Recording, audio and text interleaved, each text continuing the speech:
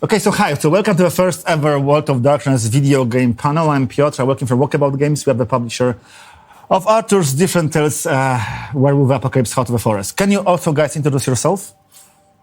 Okay, so my name is Artur Ganszyniec, and I'm a designer at Different Tales, and we are working on a game called Werewolf the Apocalypse, Heart of the Forest. Eric. Yeah, so my name is Erik Odeldal. I'm the creative director and writer at Swedish game VR game dev Fast Travel Games. And my name is Krzysztof Zięba. I'm a designer and writer at Draw Distance. We have published, developed and published Coteries of New York last year, and we are currently working on Shadows of New York. So guys, my first question, maybe we'll start with Eric. What's your connection to the World of Darkness and how big World of Darkness nerd are you? So I have a terrible confession to make. No, I've loved World of Darkness since the first vampire books showed up. I think I've role-played games since I was 9, but I'm very much a World of Darkness reader, unfortunately, than a player. My role-playing groups haven't really had the right composition for the World of Darkness games. But it's by far my most loved books just to read, and because they are so well written. And I think the Vampire, the Masquerade, the version 5 books now are they're most beautifully produced role-playing books I own, I think. Okay, Arthur, you told us the story about your pens. Yeah, I can repeat it if you want. So, back in the 90s, a dog bit me and tore my pants, and I got some money from the owner of the dog to buy a new pair of pants. But when I went home, I asked my mom just to stitch them up, and I used the money to buy Werewolf the Apocalypse. Smart. So yes. For a moment, we thought that maybe that's the way, to get money for new RPGs, but it was not sustainable. So, yeah, not a sustainable model. So I started in the 90s, and it was Werewolf, it was Vampire when they came out in Poland, and then I was, as you, Eric, I was a reader and collected all the lines, and it's then I went through all the new editions and ended up with Vampire, the 5th edition. So yeah, and for many years of that time, I was more of a reader than a player. But when you become older, it's harder to find the people to play and time to play. Yeah. And we've met during your RPG times when I was an editor for World of Darkness in Sword and Sorcery magazine, and you wrote articles to it. Yeah. And Krzysztof, you? So I'm a bit younger than you guys. So my story with VOD, with World of Darkness starts in the early 2000s. But I am glad to join the mostly reading stuff club because I'm a big RPG fan. I've been an RPG fan since the late 90s, but for a long time I struggled to find a group that I could play together. So I used to collect a lot of RPGs and mostly not play them. Vampire the Masquerade was one of those, but my introduction actually came to the World of Darkness and to Vampire came actually from Vampire the Masquerade Redemption. Not Bloodlines Redemption.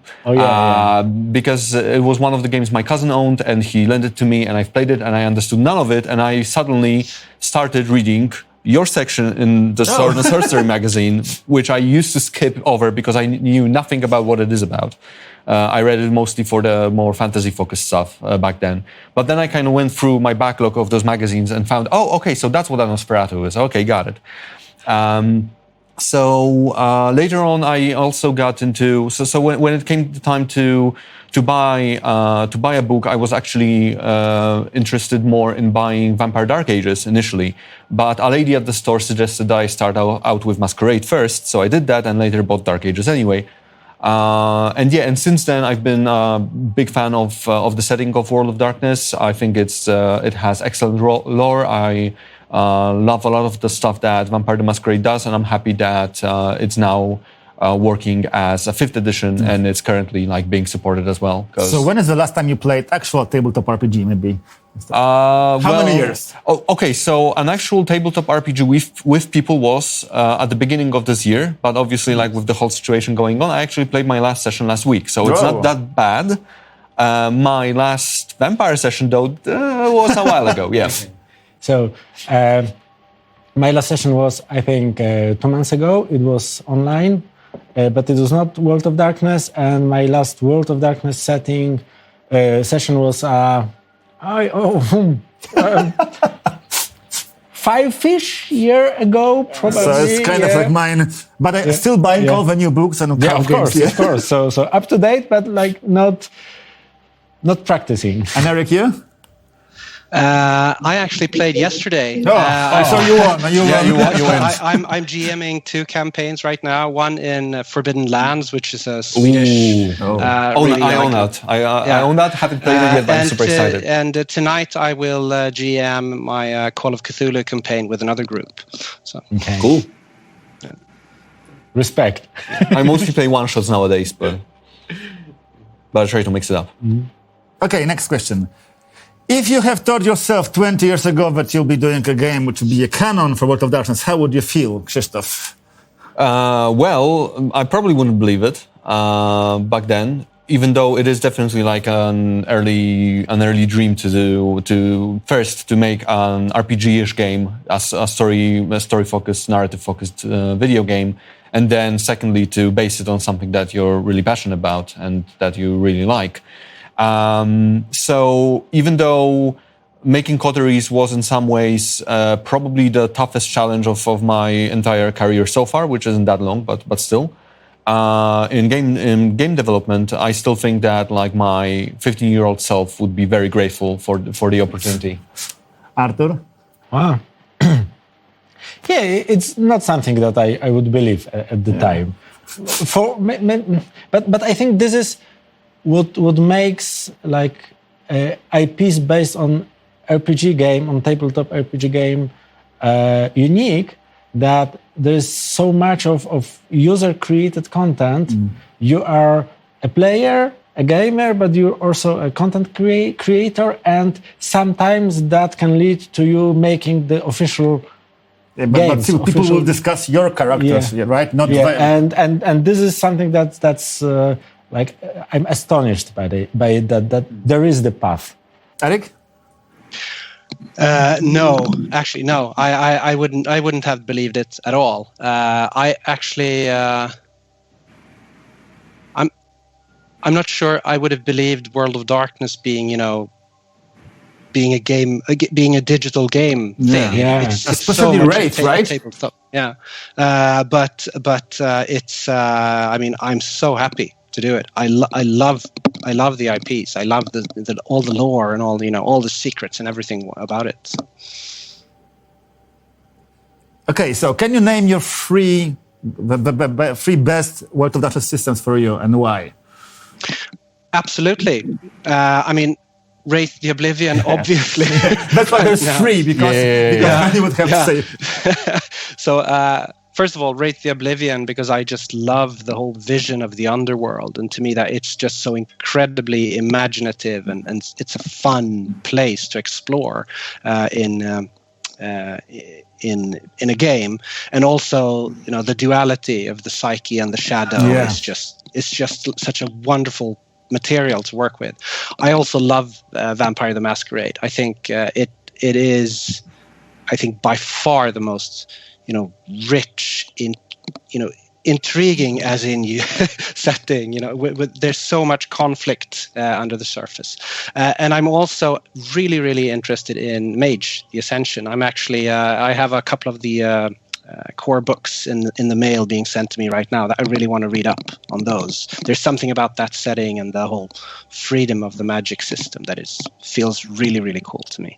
And I'm also looking to your game because for me, like Player and Shadow and Psyche was really hard to roleplay, but it would be, I think, better to experience this during the video game when this won't require another player who will be in sync with you and team play, but against you, right? Which is really, really hard for me. Okay, Artur, you're free. I will skip the vampire because Okay, I think obvious, it will be discussed.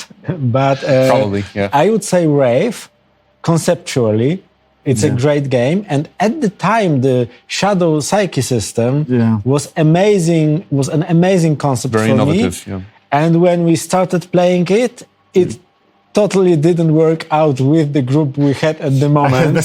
So it's like my platonic love. Yeah. And Mage, I'm a huge fan of all Mage books. And I was when I was at high school, it was like this way of seeing reality. Or is this technocracy? You know, it was a bit cheesy, but the symbolism and that, like the magic, but in the contemporary setting, it was not so obvious at the time for me. And Werewolf, yes, and I think that my relationship with Werewolf changes over the years. When I started, it was like more fun and carnage, and the longer I look at the system, the more I see how relevant the themes are. Especially in 2020. Especially in 2020. Environmentalism. This is like, it's a bit of campish, like camp, like a kitsch, but very on point on what's going on. And so it's also the third, like, most important system for me, I'd say. Well, in the first three. So for me, I could go the easy route and just say Vampire ×3. So basically, Dark Ages, Masquerade, and Requiem. However, to mix things up, I will mention Wraith as well as something that I've been interested in for years and years, but I haven't actually touched on that much until I bought the core book from I think the second edition from a friend a few years back. So now I own it, and now I will be able to actually dive into it and figure out what it's all about. And I'm kind of excited about that. But the other thing is, like the regular World of Darkness setting with mortals, the way it was introduced in Chronicles of Darkness, that was kind of interesting too, to see the perspective of people who aren't in any of the camps yet and only become slightly aware of something being off about the world and trying to investigate, and then maybe being embraced into being a vampire or finding out that they actually have some werewolf in them, etc. So I'm really happy, Eric, that you're making a game that might be able to be that gateway into Wraith for people who are fascinated by it, but maybe, like the guys said, haven't found the right group to play it. That's really cool. I think you're right that some of my most satisfying games were the origin stories. Yeah. When we started playing as mortals and slowly were immersed in the unnatural. Because that kind of mirrors your experience as a player, right? You don't know anything about the world, and then when you roleplay as a character who doesn't know anything about the world yet, your journey kind of mirrors the journey that your character is taking. So I think that's a nice way to bridge that gap. Yeah. Because I very have like World of Darkness superheroes when werewolves are throwing vampires and vice versa, or just see the shadows that something is wrong and you investigate and see all the horror that lurks beneath the reality. It's less flashy, but more kind of... The throwing cars part is also satisfying. Yeah, sure.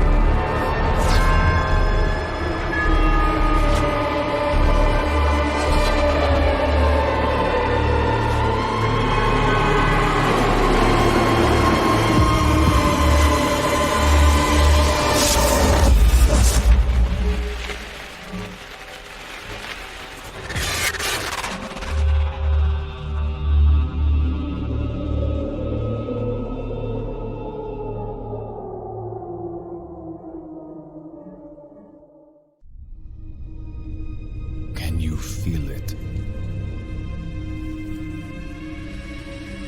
Can you hear it pounding? Scratching at the walls. Itching to be set free.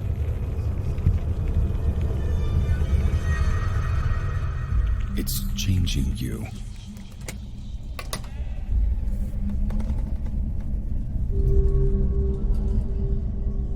Is that it? Are you sad, Alan? Are you afraid?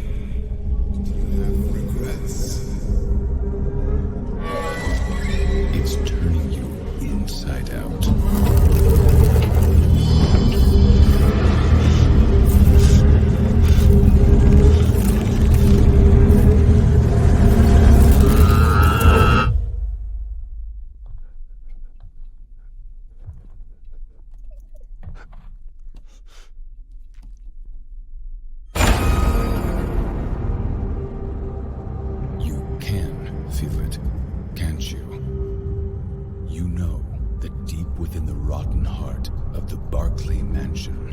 Lies a truth only the dead can understand.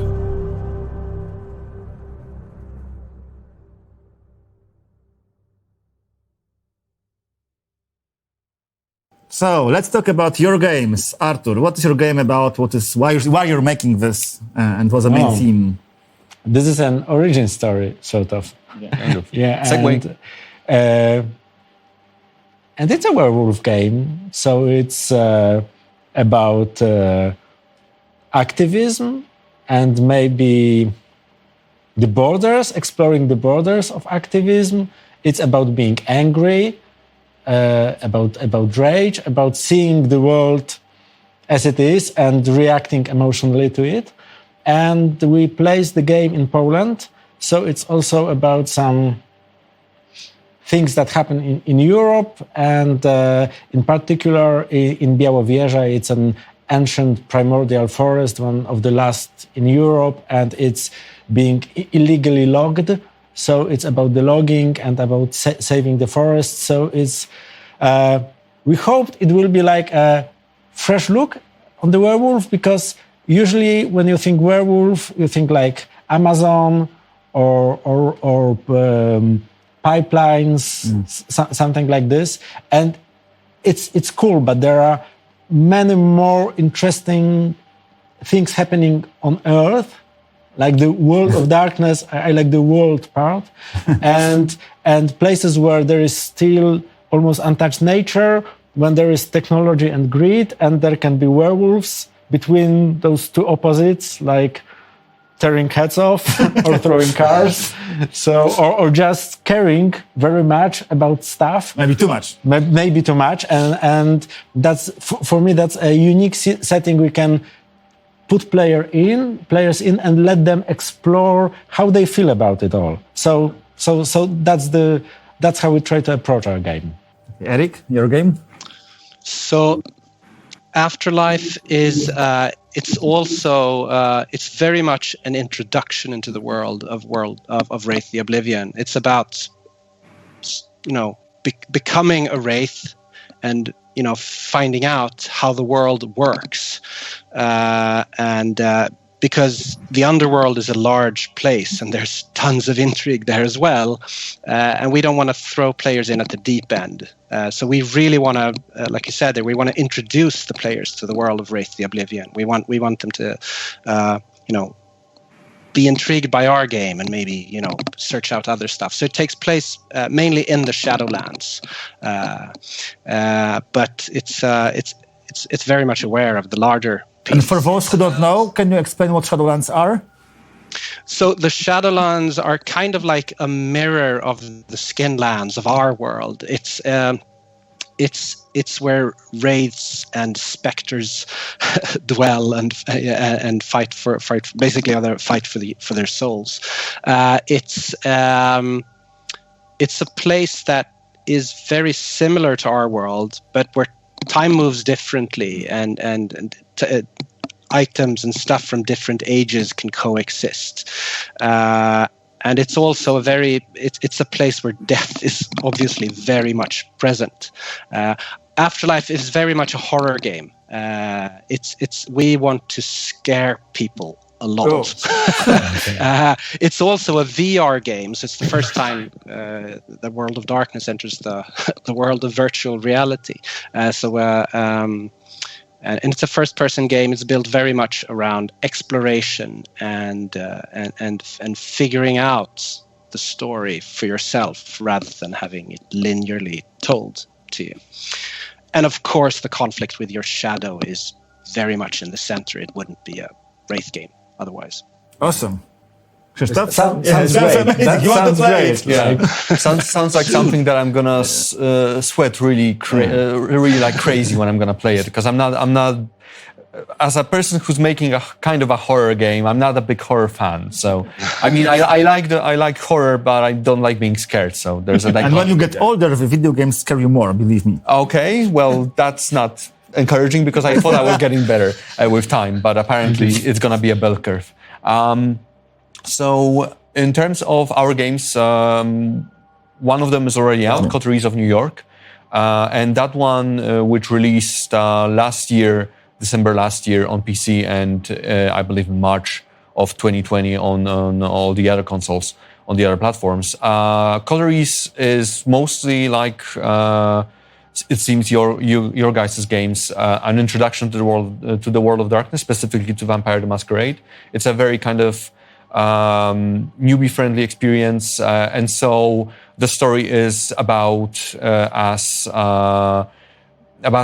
familiar for a Vampire the Masquerade game as it can get. You're basically a fish out of water, a newly fledged vampire, and you are dropped into an intrigue, a citywide intrigue in New York City, that you kind of have to find your way in. The upcoming game, Shadows of New York, is a more personal game. That's the conflict there is much more centered around a single playable character who I'm hoping to be able to say something more with as we progress. But basically, what Arthur said about like being current and being very like 2020 and talking about current year issues, that's also something that we try to do. And specifically, Shadows is about isolation. It's about feeling alone. It's about feeling unimportant. And basically, if you're willing to do some questionable things to perhaps get out of there and empower yourself, or if you think that if it's better than to just stay low and accept that you might not be the hero of your own story in a way. I see the subtitle "How to Hunt in Lockdown." Yeah. We do, since we did set it in the current time, and we did start writing it around February, March. The lockdown, and especially like the what happened in New York City at the time, is a bit. It is an element of the world building, definitely. Like, we didn't shy away from that. So can you tell us a little bit more about the character and why did you choose him or her? Right. So for Coteries, like I mentioned, we had a fish out of water character, a newly fledged vampire. We had 3 of those to choose from: 3 clans: Bruja, Toreador, and Ventru. And those characters were sketched a little bit, but they were mostly left to the player's imagination as to what do you think those characters would do in this situation, right? So we had like a short intro sequence in which you got their basic background, but you were free to play them as you thought they would behave in a certain situation. In Shadows of New York, we've got our protagonist Julia, who I'm kind of, when I learned about Maya from your game, I kind of laughed that the girls could shake their hands if Maya's first instinct wouldn't be to rip Julia's head off. But Julia is also an immigrant. She's of Polish descent. She hails from. She was brought up in Chicago, then moved to New York City, and she's basically in life, she was kind of a person who mostly lived on the internet. She had friends, but not many of them, and not many of them were close. She was kind of isolated in life because of her character. And then when she is embraced into the La Sombra clan, suddenly even that connection with the world, even the internet and the digital ways of interconnecting with people is gone for her. So she becomes this sort of a recluse with a few contacts both within the city's kindred population as well as a few mortals here and there that she still keeps contact with, but she basically spends a lot of her time just in a diner, in a lousy fast food restaurant, not doing anything in particular really, and having a sort of an official position, but one that doesn't really mean anything in the larger scheme of things. So she's in this weird situation where she's kind of in limbo and doesn't really know how long she's gonna stay there. But then she gets an opportunity to do something about it. Then the game starts. And and she gets the opportunity to do something about it because there's a big event which we also mention in the game's description. That's a political event, but it will involve her personally, and depending on how she handles that situation, she might come out on top or not really. So Maya came up, so I think it's your turn now. Yeah, so our main character is, she's called Maya, and she's a Polish American. So she was born in America, but from Polish parents, and she comes to Poland because she suspects that there is, well, she comes here to study, but she suspects that there is some dark secret in her family's past. Spoiler, there is. And look at the title of the game. It has something to do with werewolves. And she explores the world. And so she's also sort of like a gateway character because her story introduces you to the world of darkness, but also she's like an introduction for non-Polish players to Poland. to Poland and to the situation, and at the same time she has very real reasons to be there. So it's not like a Deus ex machina thing. And what kind of character she is, it's in fact a part of the gameplay. So she has a background, but by your choices, by how you play, you shape her personality and you decide who she really is as a person. And, well, I think it works really okay. I reckon. Who will die in your game? So our game begins when Ed Miller dies and becomes a wraith. Ed Miller is a photographic artist in Los Angeles he's poor. He's been trying to sell his art for years and years, but it doesn't work out. And he wants to leave LA and start over somewhere with his wife Rachel, but they're broke. And he gets a job from his the gallery owner where he sells his art, and that is to document a thing at the Barclay Mansion, which is where the game takes place.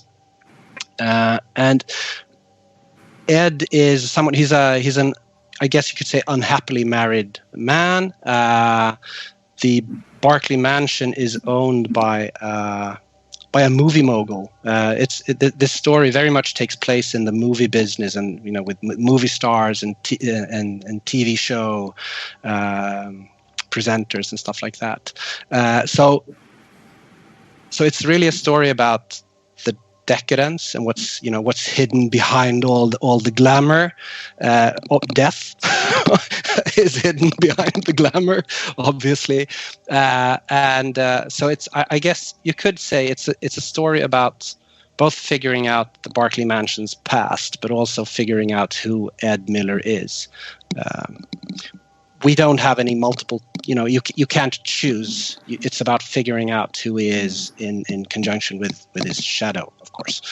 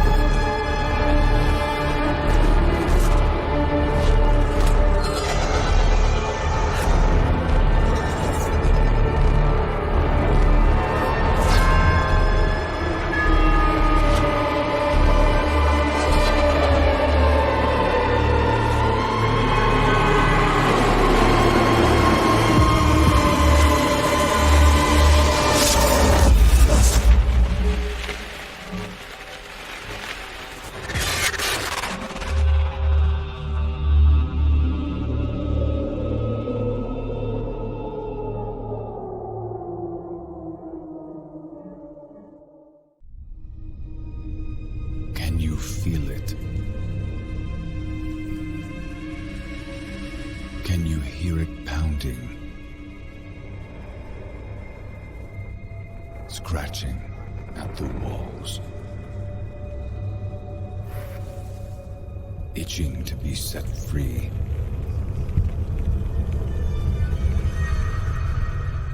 It's changing you.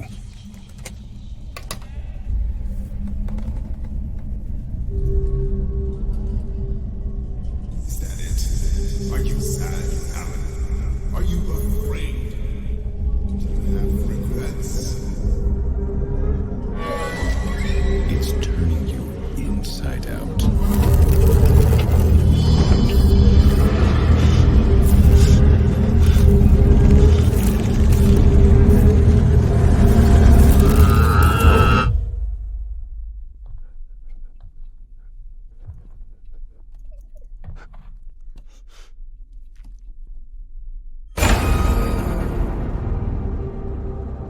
You can feel it, can't you? You know that deep within the rotten heart of the Barclay Mansion lies a truth only the dead can understand.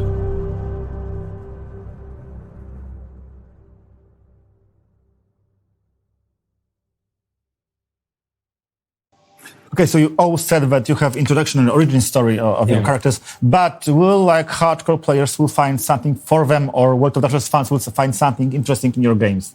Or is it just for newcomers, new people to the genre? Well, I think we get it easy because werewolf fans are really like waiting for a werewolf Like game. unloved children, right? Yeah. Waiting for so, Christmas, yeah. And we have the werewolf game. So it is an origin story, so it's very new user friendly, like new player friendly. But I think that it will be also interesting for the seasoned players. But can it be hard, like hard to finish, or will there be any challenge in your game? Well, the challenge is, first of all, if you will be, you can be dissatisfied with the person Maya becomes, so it is part of a challenge. You can make some decisions when you're raging that you will later regret, so that's hard. Can I die in your game? You know, stories about werewolves have certain tragedy. So stories about werewolves have like a dose of tragedy built in. So they are about, a race of doomed warriors. So I think there is a possibility that like a Greek tragedy, it will not end well. But I can assure that even if you will be playing a story with tragic outcomes, you will get a chance to see the whole story. So we made it that way. There are no dead ends. You play the whole story and you have some time to live with the consequences of what you've done or not, depending on your choices. So yeah. Okay, Eric, and in your game, apart from being scared to death in VR and joining the race. So our game is it's a game. It's at its heart mechanically. It's a stealth game. It's a game about hiding from from a lot of the dangers, and a consequence of being found by the specters roaming this mansion is it's a very immediate danger. Okay, you could say. So yes, you can definitely die. You are already dead, but it's also we are also looking at ways to let players who aren't necessarily super hardcore or into that to give them they might be more interested in just the narrative and stuff. So looking into ways to accommodate them as well and make the game as fun. Krzysztof? So, as for the part of the question for like whether veterans will find something in the games, Coteries and Shadows both are games that are mostly intended for people new to the World of Darkness, but obviously we are building from existing lore, from source books like New York by Night, and updating them to Vampire V5, to the 5th edition. So the end result of that is that for veterans, it's a chance to see some well-known characters and seeing what they were up to over the last 20 years, and figuring out where does that leave New York City as such. But we've accommodated new players by adding stuff like dictionary functionality, for example. So anytime new term comes up that you're not familiar with, it's probably going to end up in your dictionary, and you can look it up at whatever time you wish. And in Coteries, that dictionary is like very encyclopedic. We literally took stuff from the lexicon, from the V5 core book. So people familiar with those terms will see them reflected in that dictionary. But for Shadows of New York, since that's a very personal story, we decided to have those terms explained to the player by Julia. So it's more like her diary and kind of her notes on the topic. So it's sometimes not entirely accurate or a little bit like skewed from one perspective, from one perspective to another.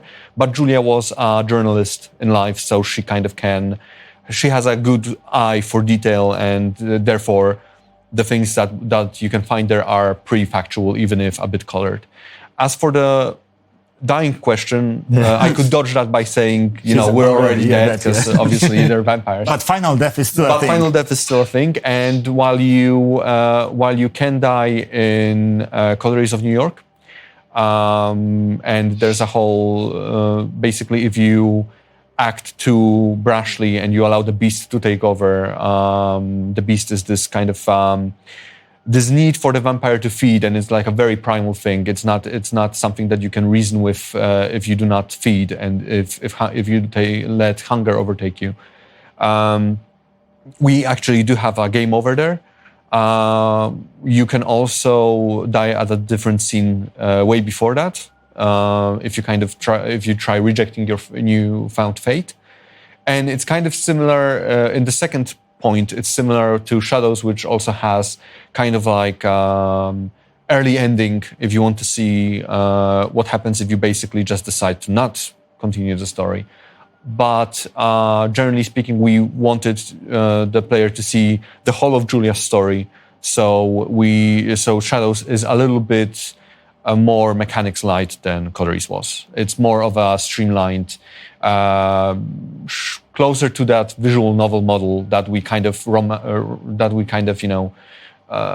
tried to accommodate for in Coteries, but didn't quite get there. In Shadows, we kind of decided, okay, yeah, if we're doing a visual novel, let's do it like in keeping with how the genre is usually treated. So, I think I should also mention that our game is set in the Shadowlands, and yes, we see it as an introduction into the Wraith underworld, but the rest of the underworld is very much present there, and we try to stay very, very true to all the lore. That is one of the we're fairly rules light. It's not a role-playing game, but we try to stay as true as we can to the lore of the game, or to all the books. Okay, so I think this will be one of the most interesting questions. If I'm a fan of a World of Darkness, how do I make a video game set in this world? Because I think other people who are watching us would love to be in your position, right? So who would like to... how to start to do it? What do I need? Well, I think there are no easy answers. We have a lot of time. In our case, we've been working in the video games industry for years and years. And then an occasion arose, and as we were... So let me rephrase the question. What do I need to prepare to approach the IP owner, which is a paradox, and start talking to them about making another World of Darkness video game? I think it's really important as an independent developer to prepare a lot for rejection. Right? It's a part of life. Because most of the time you will get rejected, and that might be not because the time is not right or your idea is not. I think you've got a point. You need to love the IP, you need to love the world, but you also need to bring something new. And Eric, with you, I have most difficult task, because we all seen vampires and werewolves in movies, but Shadowlands, nobody ever did Shadowlands visually, and even in the books, you don't have many pictures of how does that look. Yeah. So how do you design a world that nobody has seen ever? That's quite a challenge, right? Visually, it's one of our. I mean, it's one of our largest challenges. One of the biggest challenges is to actually design something that nobody has seen yet. we can lean on the lore. We can lean on the history of every, and we are, the brands team is extremely helpful there. There's no question they can't answer. They know everything. it's almost scary. It is scary, actually. But anyway, they know everything. But when it comes to how to visually design the Shadowlands, we have a lot of freedom. I mean, they have opinions, of course, and we bounce ideas back and forth with Paradox a lot. But I feel they are extremely nice to work with and very open to new ideas.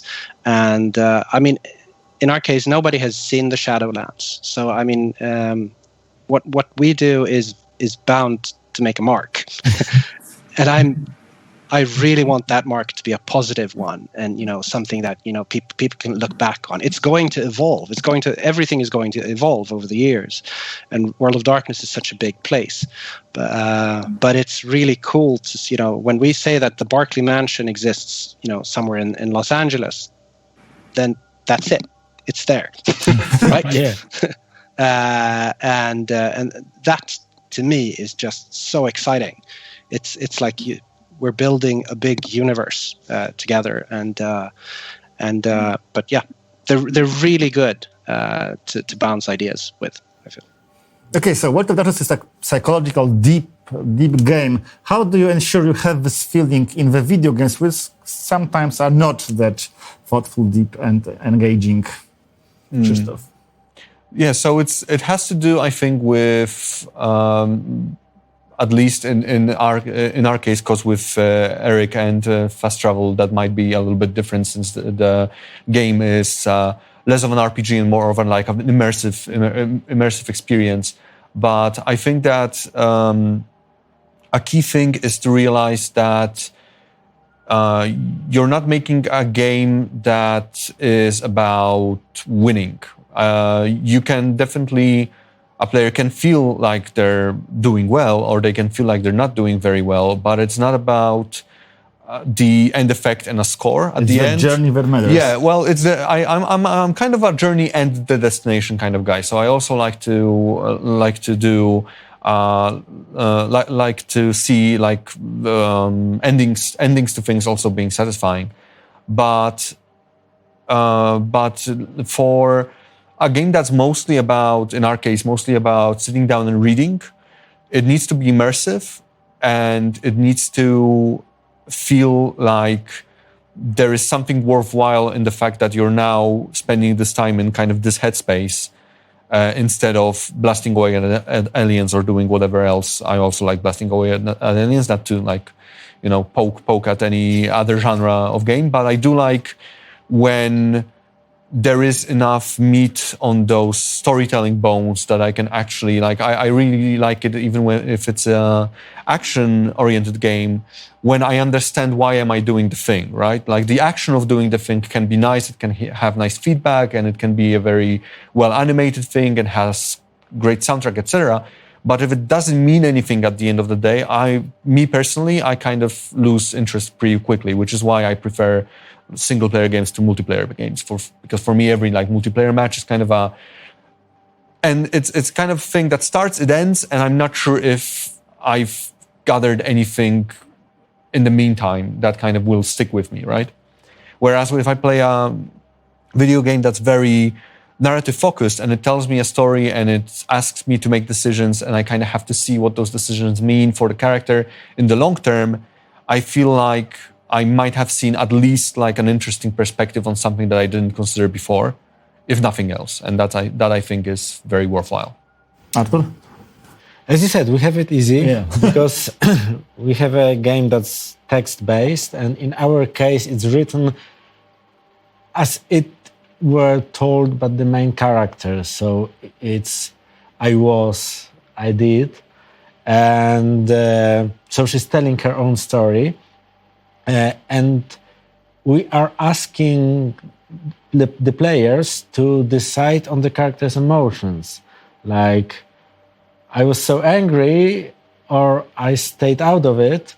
And in a text game, two funny things can happen. First, when you see the option, you automatically understand that these are the thoughts the character has at the moment. And even if I choose one of the options, I know that the character was thinking about those things, and it builds like this psychological like connection with the character.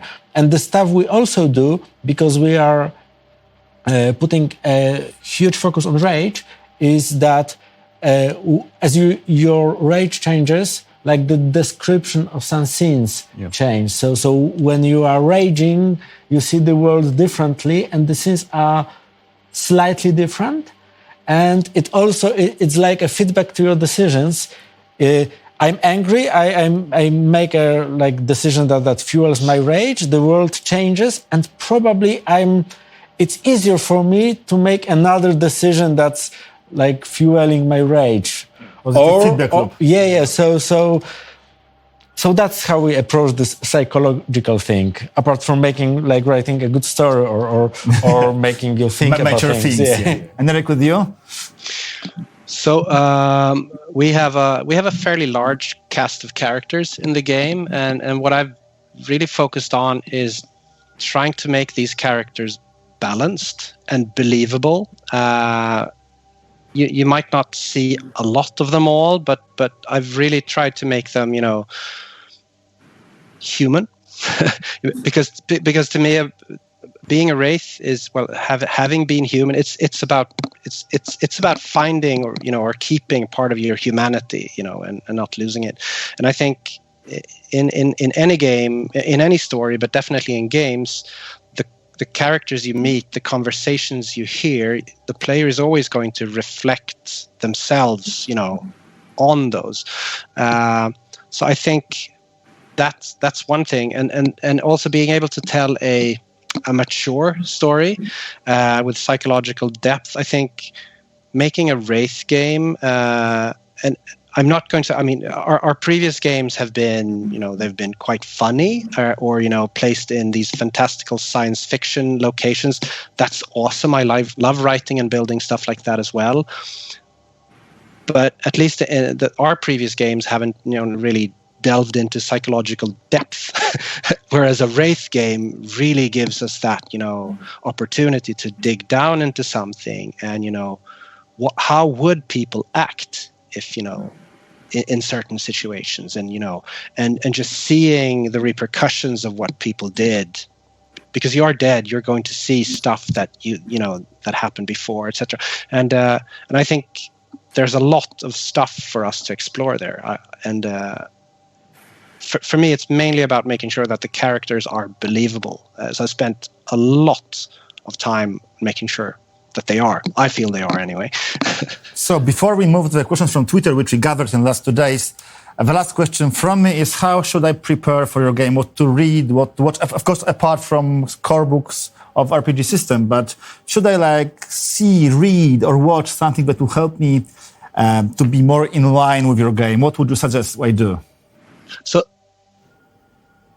I don't think you have to read any. Yeah, but if I would like to prepare myself for a Wraith experience. But I think you should. I think you should read the Wraith the Oblivion core book at least, because it's and hopefully that feeds your imagination, and you want to read more and you want to explore more. And I think for a Wraith fan, there's going to be stuff in our game, where they say, I recognize this, I know what this is. And I think that is probably going to, that is going to add something to your experience. And also I think and it is a VR title, so if there's something you can do to prepare, is if you don't have a VR headset, get a VR headset. One. Yeah. It's okay. VR is super exciting to me, and that makes this game even more exciting. So can you tell us on which VR systems it will work, the game will work, or is it too early? So we're basically releasing this on all the systems. It's going to be available on Oculus Quest, on Rift, on all the PC, on the Valve Index, on the PlayStation VR system, Awesome. etc. So we're a multi-platform studio, so we release it to as many platforms as we possibly can. Awesome. Artur, so how should I prepare for Białowieża? You don't really have to prepare, but if you're interested, because what's sort of unique for this game that we are talking about, or we are being inspired by real events. So if you're interested, if you want some in-depth preparation, you can read about the events, about the protests around the logging, and see how they happened, what happened in the real world, and then compare your experiences. But you can also just buy the game, play the game, and then probably be interested and read about Białowieża and everything what happens there. And Christoph, with your game? Yeah, so for Shadows of New York, the obvious question would be buy and play Coteries of New York, Shadows is a standalone expansion. It's a standalone game, but we kind of think of it as a companion piece. It shows a different perspective on the city, and it continues some of the plot threads that have been started by Coteries. But for the most part, again, both games are kind of newbie-friendly, so even if you don't know anything about Vampire the Masquerade, you can jump in. I would probably suggest jumping into Coteries more so than Shadows if you're totally new to it, because it does a little bit. It kind of eases you into, because those definitions that I've mentioned are more encyclopedic than personal. It's kind of more of a, okay, this is this concept and this is what it is, rather than this is what the main character thinks this is. So as an introductory game, Coteries is probably a little bit better. But if you want an introduction into Shadows of New York, or generally speaking, vampires and New York, a big inspiration for Shadows of New York for our writer was the movie The Addiction from the 90s. And it's this classy black and white vampire flick that basically uses vampirism as a metaphor, but it nails the feeling of the city back in the 90s. So in that way, it's a really interesting look into what a big US metropolis could be if vampires lived in it.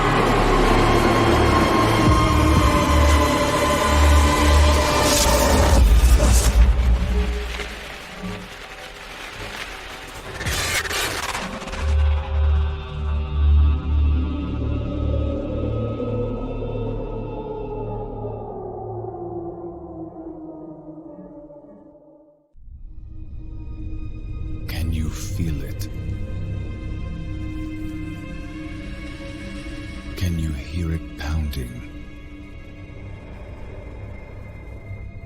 Scratching at the walls. Itching to be set free.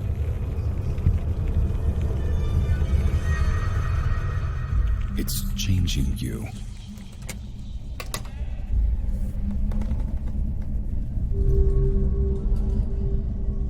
Is that it? Are you sad, Alan? Are you afraid? Do you have regrets? It's turning you inside out.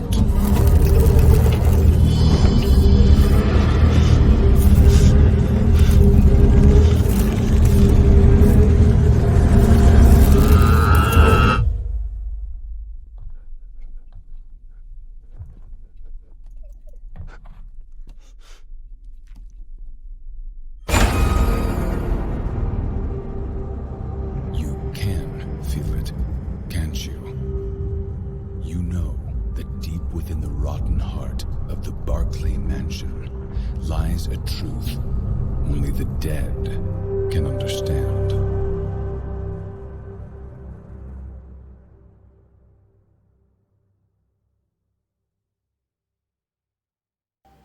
Okay, so Twitter time questions. The first one, guys, which project are you looking forward to the most, excluding your own, Krzysztof? I think it's World of Darkness project, of course. Yeah. So I've played the demo to Heart of the Forest, and I really liked it. So even though I'm not a huge Werewolf fan, that kind of put the game on my radar, and I'll be happy to try it out when it releases.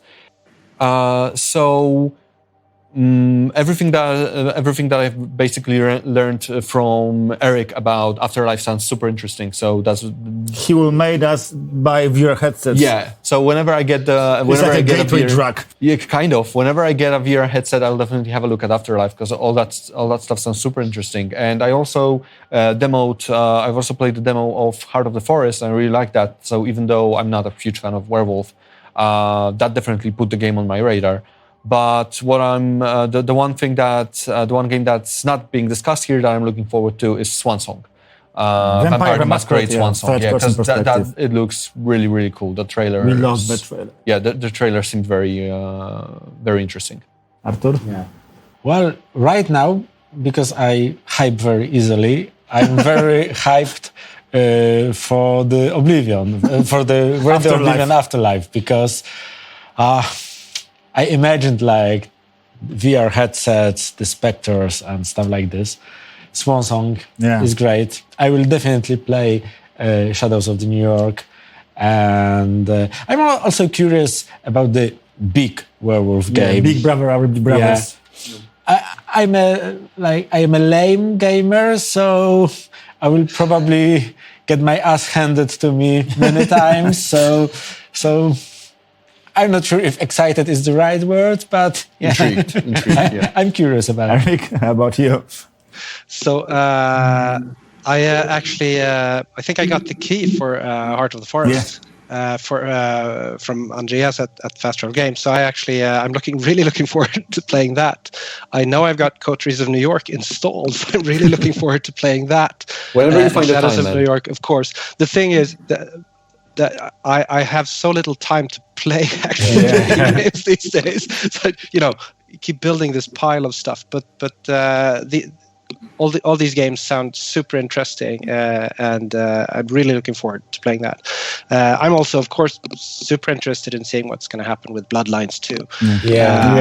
I loved Vampire the Masquerade Bloodlines in all its buggy glory back in the day. So I'm really looking forward to seeing what's happening there. I actually haven't seen the trailer to Swansong, so I immediately need to do that. You need to do it. After we finish here. Okay, Werewolves team, how does it feel to bring this world to life through your work? Well, it feels great. But aren't you afraid somebody will say that's not how I imagine this? Of course I'm terrified.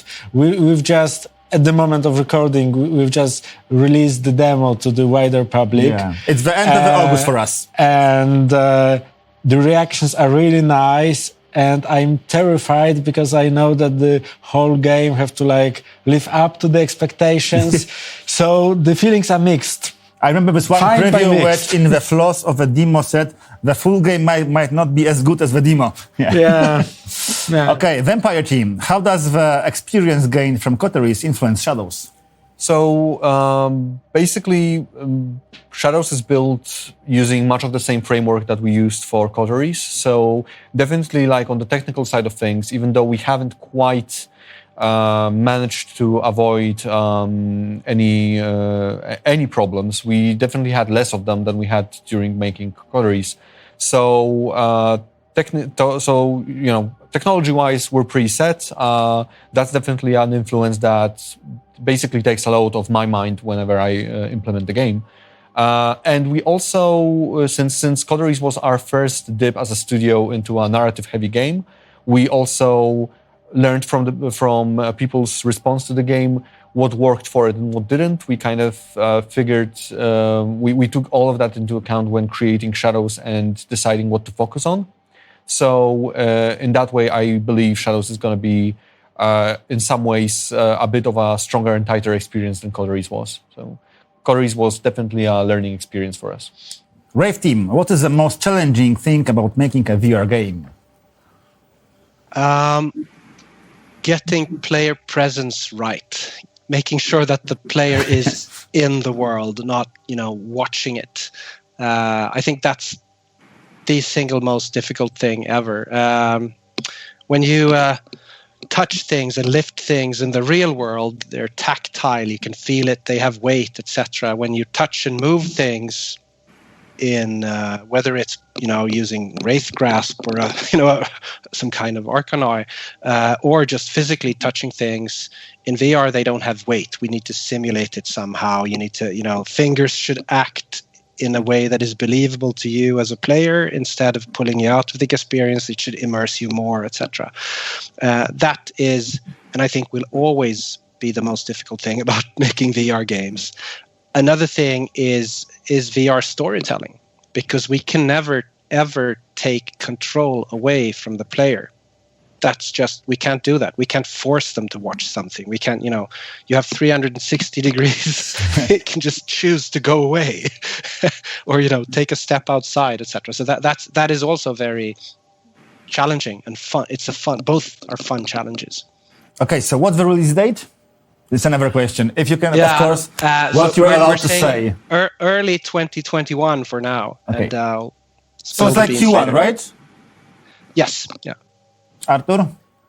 Well, we hope for Q4 this year. And not December, right? Well, not December, probably not December. Yeah. But who knows? Yeah. At the time of recording, we're set to release sometime in September. So there's a slight chance the game is already going to be available when you see this. But awesome. Let's hope so. What are you really afraid of, Krzysztof? So shall we go for the serious answer or shall we go for the funny answer? Maybe both. Both? Well, the world is kind of scary now, isn't it? And I think that's kind of if you play Heart of the Forest and if you play Shadows and probably Afterlife will still. You'll be scared from the Wraiths in Afterlife and VR. Come on, we all know but that. What I'm saying is it's kind of hard to dissociate yourself as an artist, quote unquote, making video games when you are here now and living through the times that we're living through. So some of that stuff will probably have an echo in our work, right? And there is this kind of the fear of what's going to happen to the environment, the fear of what's going to happen to you as a person as the world kind of transfers from one social system to another. So the themes of like feeling alone and feeling oppressed that we tap into in Shadows, for example. So that kind of stuff. I am generally, I might have mentioned this before, I am kind of scared of horror games in general. So Afterlife. I don't have a very good stomach for that. Actually, quick aside here, that Haunted Motel level from Bloodlines that everybody knows. The first time I was able to actually finish it from start to finish, what I had to do is I had to basically turn off the sound and play some upbeat rock music Have you played Condemned? on my player. I did go through Condemned, and that one didn't do that much for me, but I also played it much later on. So I used to be very queasy about horror. I still am, but I can kind of cope. So Artur, apart from failing the expectations that was put on you after reading the demo, Well, we are working on a game that's very nature-centric, so it's hard not to feel this climate anxiety, climate change anxiety, maybe some political issues also. And what you said, this will be the funny part.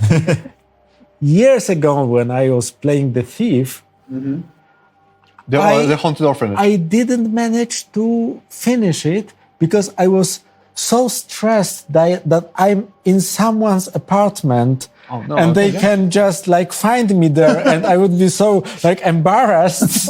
So I loved the game and I've never finished it because of the anxiety that I'm So it wasn't The Haunted Orphanage, which is another very, very I didn't even get there. iconic, scary level from a video game. okay, Eric, what are you afraid of? So, I mean, it's obvious the times we live in are scary times. I think a lot of what scares me is what people do to each other. I think when making games, though, I try to always think of at least the games that we build at Fast Travel Games and that I've worked on previously. I try to remember that they're actually products that are there to entertain as well, right? So even there are some stuff I just would never write about it. I wouldn't put the stuff that scares me the most in a story that is there to entertain. But it's about finding the balance, because we also want to, like you said, environmental horror, etc. I mean, we can't shy away from those things either. So it's about finding a balance, I feel. Yeah, between escapism and saying something that's actually worthwhile and might, actually make people think about an issue. That's a tough balance to strike. But so the next question, Krzysztof, is for you. It's about Hope Introductionary, which was for the the person who has the far of the best introduction of the character. Will we see similar thing in the Shadows? Okay, so and for me, Hope also was the best character. Yeah. Well, Hope was definitely Hope and Angelo, I think, are the two companions who are most fondly remembered from Coteries. And in Shadows, you will be able to see the continuation. Those characters will make an appearance. All four of those potential companion characters from Coteries will make an appearance in Shadows. And for those who liked maybe not the details of Hope's story, but the style in which it was created, I can say that whereas Coteries was written, well, not primarily, but I was one of the writers there, and so was Cross, Aleksander Borszowski, whose Hope was his character, and it was his quest line. He is now responsible for the majority of the writing for Shadows and the character of Julia and her and the whole story surrounding her, etc. So, if you like the style of that, I think you should definitely give Shadows a try, because it has a lot of his specific interests in there, which also were echoed in Hope's quest. Can I be in the game? Not me, but somebody else. So can somebody be in the game, and how to do it? Eric. I'm not 100% sure I understand the question, but someone asked how can he be in the game as a character, NPC, picture, description, and how can he do it? Because I know what you wanted to say. You wanted to say that basically you're playing a VR game, so you kind of are in the game already. That was the cheap way of doing it, right? That's the cheap answer. I wouldn't say it's cheap. Where is the lie? That's the truth. Yeah. Can you be in the game? I'd say it's a very interesting proposition. It's not something we've planned, but let me go back to the team and see if we can figure something out. Okay, so for me, you need to know the team for starters. Yeah. Artur. Well, don't really know. Okay. taking into account like the how much time of production time we have left and stuff like this. But you shape the main character, so like your personality reflects in how the game plays out. Krzysztof told us he is in the game, so Yeah, well, I am, but because I'm one of the designers and writers, so I kind of smuggle myself in there just for a single line. So the best way to be in the game, make the damn game. Yes, that's a surefire way to at least have a shot at it. But otherwise, yeah, I would like to echo what both of you guys said, that in some ways our games exist there to be to allow the player to express themselves in some way.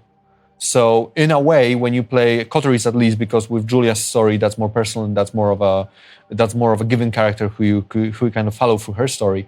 But for Coteries and for shaping Maya's character and for being in the world of Afterlife,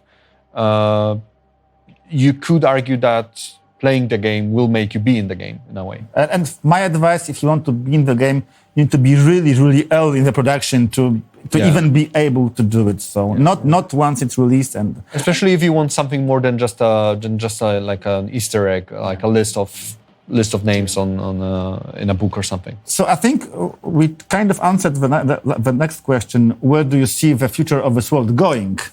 But there's another question: are we getting a new birth of World of Darkness games? And I also think that V5 is this new birth. We didn't see the Werewolf. Not yet, anyway. And no Wraith V5, but and I think you cannot talk about it right now. So I think we'll skip to another one. Well, I would like to say that with so many World of Darkness games that are happening right now, I like how the world expands.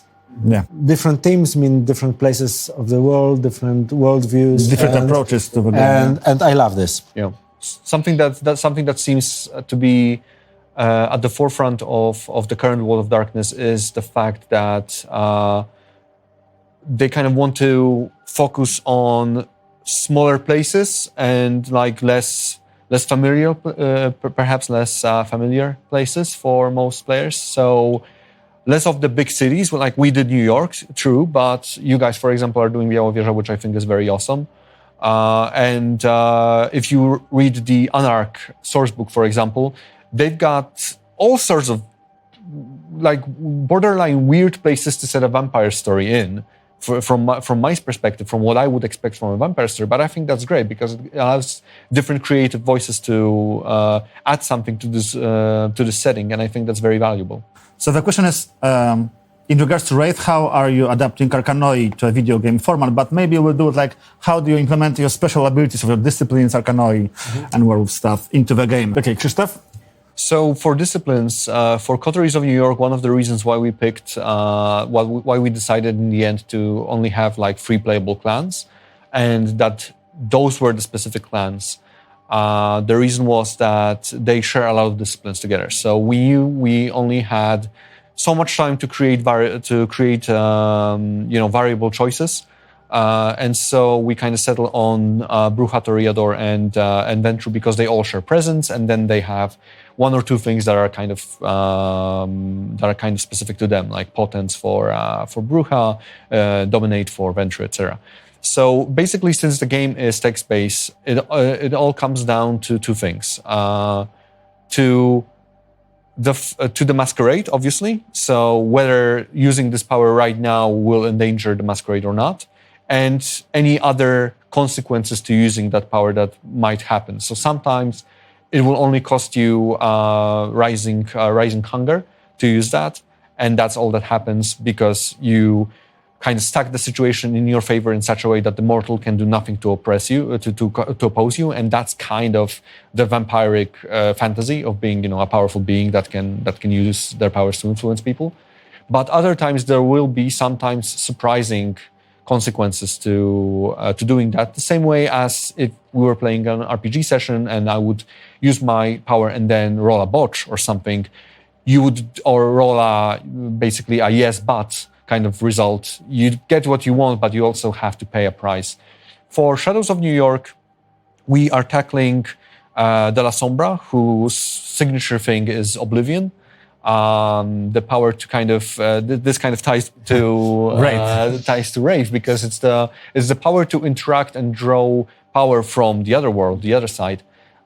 So what happens with Julia is that she's a pretty young La Sombra. She's kind of learning the ropes, and for her that journey, learning to use Oblivion, is mostly going to be how she sees the world around her change and how she realizes that she has this connection more so than, using like shadowy tentacles to ruin the city or whatever, which is, I think, also something that's not actually as like flashy and powerful anymore in V5 than what we could remember from previous editions. V2 and V20. Yeah. We have an origin story, so and we don't want to overwhelm the player with all the trivia that, as you said, are awesome, but there's so much of them. So we focus maybe on showing some parts of the Garou, of the werewolf society. We let the player to play with the shapeshifting, with changing from a wolf to human to the war form, and this is very connected to Rage. And we have some glimpses of the Umbra, of the shadow world, the spirit world, or some interactions with the spirits of nature. But it's but the game takes place over like a few days, maybe a week. So for the character herself, it's not very much time to gain proficiency in all those skills. So we are just showing the tip of the iceberg. Okay, guys, and the last open question is like, please answer like your character from your game would do. Where are my car keys? Eric. So, Ed's car keys, they're left in the Skinlands. So, and it's a lot of trouble to bring them back, right? The Shadowlands, Yeah. So where are Maya's car keys? Well, Maya probably, when she changed to Krynos, she probably just tore her clothes and lost all her, belongings. So somewhere in the maybe woods, right? Probably somewhere in the Puszcza, so in the forest. And Julia's? If I recall correctly, and Cross will probably correct me if I'm wrong, Julia doesn't actually drive a car, I don't think. Dakota does, her touchstone and her close mortal friend. And so, Dakota's keys are probably in her apartment, where Julia also sometimes resides. Julia doesn't drive since, being La Sombra and having an automatic, what's the word? Automatic... Transmission, yeah. Having an automatic transmission is kind of a pain in the butt. So. Okay, guys, thanks a lot. I hope you enjoyed it as much as I do. And I am looking really forward to play all of your games. Yeah. It was great talking to you. Yeah. This was great. This was fun. Yeah. Great having you on, Eric. Thank you, well. bye. Thank you for joining us. Yeah. Thank you, everyone. Bye.